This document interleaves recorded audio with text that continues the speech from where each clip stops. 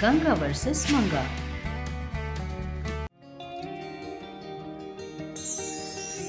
एक गांव में एक मंत्रिक पेड़ के नीचे काफी दिनों से तपस्या कर रहा था। उसकी तपस्या से खुश होकर दुर्गा देवी प्रकट होती है और देवी उस जादूगर से कहती है, भक्त बोलो, क्या इच्छा है तुम्हारी? माँ, मेरी कभी मौत ना हो माँ, मैं कभी बूढ़ा ना हो। ये सृष्टि के विरुद्ध है, मैं ये नहीं दे सकती। और कुछ मांगो। माँ, इस सृष्टि का मूल तुम हो। ऐसा कोई काम नहीं जो तुम्हारे बस का ना हो। अगर तुमने मुझे ये वरदान प्रसाद नहीं किया तो मुझे मेरा जीवन नहीं चाहिए। बूढ़े की तरफ बिना शक्ति के मैं नहीं जी सकता। माँ, मैं खुद की आहुति दे दूंगा। रुको भक्त, जल्दबाजी मत करो। ये लो मैजिक बोतल, इसमें से तुम जो भी मांगोगे आएगा। इस बोतल में से हर रोज कम से कम एक बार तुम्हें इसका पानी पीना होगा। ऐसे पीने पर तुम्हारी उम्र मुश्किल नहीं बढ़ेगी। इस तरह तुम्हारे रोज पीते रहने पर तुम्हारी उम्र वही रुक जाएगी। अच्छा, बहुत अच्छा देवी, अब मुझे कोई नहीं रोक सकता। मैं अमर हूँ, अब पूरी दुनिया मेरी दास हो जाएगी। कहते हुए खुशी से चिल्ला रहा होता है, जो देखकर देवी मन में, तुम जैसे बुरे राक्षस इस दुनिया में बहुत सारे आए हैं, सभी खत्म हो गए। तू भी ऐसा ही होगा, बोलती हुई हंसते हुए वहाँ से गायब हो जाती है। थोड़ी देर बाद उसी जंगल में चंद्रकांता जंगल में घूम घूम कर बहुत थक कर, आह, छी छी, वो बूढ़ी औरत कौन थी जिसने मुझे नए किस्म का फल का स्वाद दिखाया और वो मुझे बहुत पसंद आ गया और मैंने उससे मांग लिया। ये सब क्या है? जिसके जवाब में उसने वो फल इस जंगल में ही मिलेगा कहा, जो सुनकर मैं बिना कुछ आगे पीछे सोचे जंगल में आ गई। ये सब मेरा ही कर्म है। भगवान, चल चल कर बहुत थक गई हूँ, बहुत प्यास लग रही है। मन में सोच रही थी कितने में वो मंत्रिक इस हंसी को सुनकर चंद्रकांता पास जाकर देखती है। पास ही में मंत्रिक उस मैजिकल बोतल से शराब पी रहा था, जो देखकर चंद्रकांता हैरान हो जाती है। शराब पिए हुए मंत्रिक खुद ही अपने आप में खुश हो रहा होता है।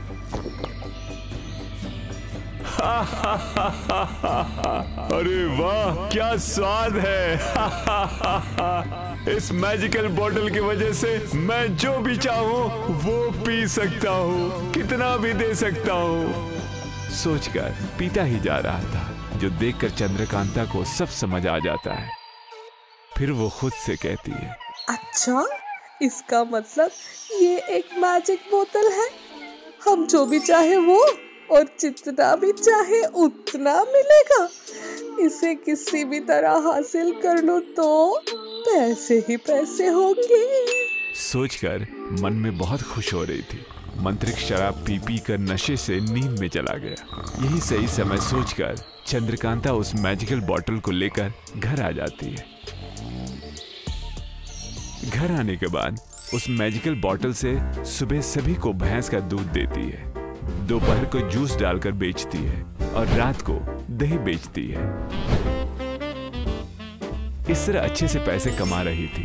एक दिन सूर्यकांतम चंद्रकांता को भैंस का दूध बेचता देख सूर्यकांतम चंद्रकांता से, अरे, अपने पास भैंस नहीं है ना? फिर तुम्हारे पास भैंस का दूध कहाँ से आ रहा है? वो सासू माँ, मैं जिन लोगों के पास ज्यादा दूध है उनके पास जाकर उनसे खरीद कर यहाँ लाकर बेच रही हूँ सासू माँ। आप बिल्कुल मत डरिए, इस बार इन लोगों को नहीं ठगूंगी मैं। तुम ईमानदारी से काम कर रही हो, ये सुनकर मुझे यकीन नहीं हो रहा। छी, आप हमेशा ऐसे ही कहते हो, जाओ। कहकर नाराज होकर वहां से चली जाती है। मैजिकल बोतल गुम हो गई है जानकर मंत्रिक उसे ढूंढते हुए पूरा गांव घूम रहा था। इस तरह गांव-गांव घूम रहा था। इतने में चंद्रकांता को उस मैजिकल बोतल की मदद से गांव में सभी को भैंस का दूध देती देखकर, बालिका रुको, तुम ही हो ना वो जिसने मेरे सोते समय मेरा मैजिकल बॉटल चुरा लिया था। तो मैं ऐसे नहीं छोड़ूंगा। गुस्से में बोलते हुए चंद्रकांता के पास आने लगता है। चंद्रकांता डर के मारे कांपते हुए उस मांत्रिक से, स्वामी मुझे छोड़ दो, पैसे कमाने की आशा में और लालच में ऐसा किया है मैंने। बस स्वामी, मुझे कुछ नहीं पता। तुम्हारी वजह से मेरी 2 दिन की उम्र बढ़ गई है। तुम्हें नहीं छोड़ूंगा। काली माता को तुम्हारी बलि दूंगा। जो सुनकर चंद्रकांता डर के मारे जोर से, सासू माँ बचाओ, सासू माँ बचाओ। तभी वहां पर सूर्यकांतम आती है। जो कुछ भी हुआ सूर्यकांतम को समझ आ जाता है। तुम क्या बलि दोगे? तुम्हें तो मैं बोनालू के मेले में ले जाऊंगी, खबरदार बेटे, कहती है। मांत्रिक गुस्से में अपनी पूरी शक्तियां सूर्यकांतम पर प्रयोग करता है, परंतु सूर्यकांतम पर कोई भी शक्ति काम नहीं करती है। सूर्यकांतम का गुस्सा और भी बढ़ जाता है। उस गुस्से से वो आकार में बड़ी हो जाती है। उस मांत्रिक को अपनी उंगलियों से पकड़कर पैर के नीचे रखकर दबाती है, जिससे वो मांत्रिक सांस नहीं ले पाता और परेशान होते हुए दुर्गा माता को याद करता है, जिससे दुर्गा माता प्रकट हो जाती है। दुर्गा माता को देखकर सूर्यकांतम शांत हो जाती है। सूर्यकांतम, तुम्हारी वजह से ही इस मांत्रिक का अहंकार टूटेगा। ये जानकर ही मैंने तुम्हारी बहू को उस जंगल में भेजा था ताकि ये सब हो सके। ऐसा किया है मैंने।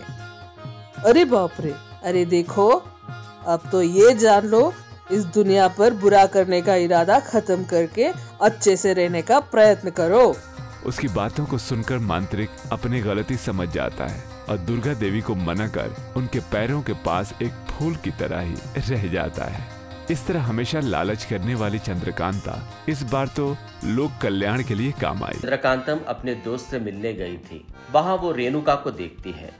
देखते ही ऐसा बोलती है, अरे रेणुका एलम्मा कैसी हो? जोर से चिल्लाती है, जो सुनकर सभी लोग रेणुका को देखकर हंसते हैं। तब रेणुका को बहुत गुस्सा आता है। तब रेणुका चंद्रकांतम से गुस्से में ऐसा कहती है, तुम्हें इतनी बार बताया है ऐसे मत बुलाओ, तुम नहीं सुनोगी। तुम्हारा नाम लेकर बुलाना भी गलत है क्या? फिर भी अभी क्या हुआ, इतना गुस्सा कर रही हो? ऐसी बुलाकर सबके सामने मेरी इज्जत खराब कर रही हो। तुम्हें कुछ समझ में आ रहा है क्या? अरे मजाक मत करो, हम लोगों के बीच में इज्जत किस लिए? रेणुका चिढ़ते हुए ऐसा कहती है, तुम्हारी इज्जत नहीं है पर मेरी है।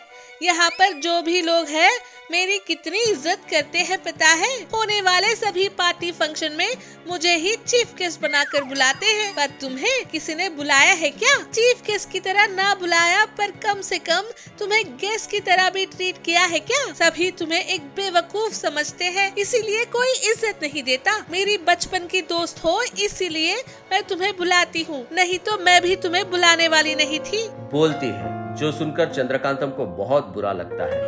मैंने तो तुम्हें दोस्त माना था, पर तुमने तुरंत रोते हुए वहाँ से चली जाती है। घर आकर बेड पर बैठकर रो रही थी।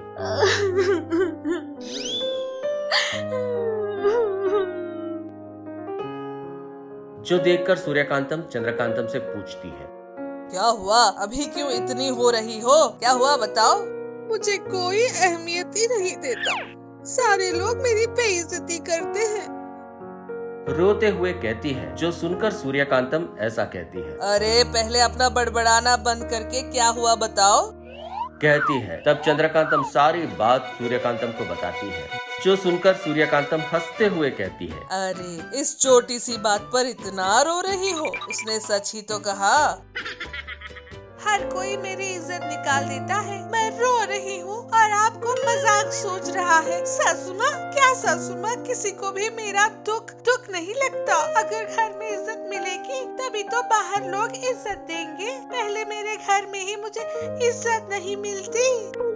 कहते हुए रो रही थी। जो सुनकर सूर्यकांतम कहती है, अरे बस करो तुम्हारी बकवास, फिर भी इज्जत किसी के रोने से नहीं मिलती, उसे बचाना होता है। गांधी जी ने भी कभी भी मुझे इज्जत दो बोलकर नहीं मांगी, फिर भी उनके किए गए कामों को देखकर लोगों ने उन्हें बहुत इज्जत दी। तुम भी 4 लोगों में अच्छा नाम कमाओ तभी लोग तुम्हें इज्जत देंगे, कहती है। जो सुनकर चंद्रकांतम मैं भी मस्त अच्छे काम करती हूँ, फिर भी कोई भी इज्जत नहीं देता मुझे। क्या तुमने अच्छे काम किए? जब भी देखो लोगों को ठग कर उनसे पैसे कैसे वसूल किया जाए सोचती रहती हो। ठीक है सासू माँ, आज से मैं अच्छी बनकर रहूंगी, सभी की मदद करूंगी, ठीक है ना? अच्छा हुआ, कम से कम अब तो तुम्हें अच्छे विचार आए, खुशी हुई।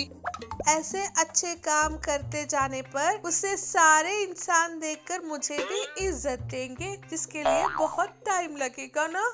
हाँ रे, अच्छे काम बहुत धीरे से फैलते हैं पर बुरे काम बहुत जल्दी दिखाई दे जाते हैं। तो फिर अब मैं अच्छी काम शुरू करती हूँ, जिसे लोगों को जानने के लिए बहुत टाइम लगेगा सासू माँ। इसलिए तुम्हारे पास अगर कोई मैजिक आइटम हो तो सासू माँ, उस आइटम के इस्तेमाल करने पर सभी लोग मुझे इज्जत देना शुरू कर देंगे। यहाँ वहाँ घुमा घुमा कर बात मुझ पर सीधे डाल दिया, फिर भी लोगों को तुम्हें इज्जत देने के लिए मैं अपने मैजिक आइटम्स क्यों दूं? प्लीज सासू माँ, आज एक दिन के लिए ऐसी कोई वस्तु आपके पास है तो बताइए ना सासू माँ, कल से मैं अच्छे काम करके सबके पास इज्जत कमा लूंगी, कहती है।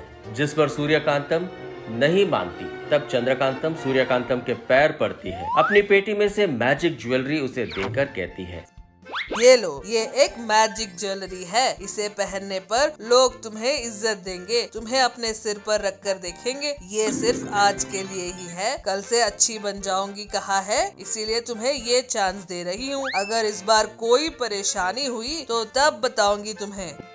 चंद्रकांतम तुरंत उस ज्वेलरी को पहनकर गांव में जाती है। गांव के लोग चंद्रकांतम को देखकर झुक झुक कर प्रणाम करने लगते हैं, जो देखकर चंद्रकांतम बहुत खुश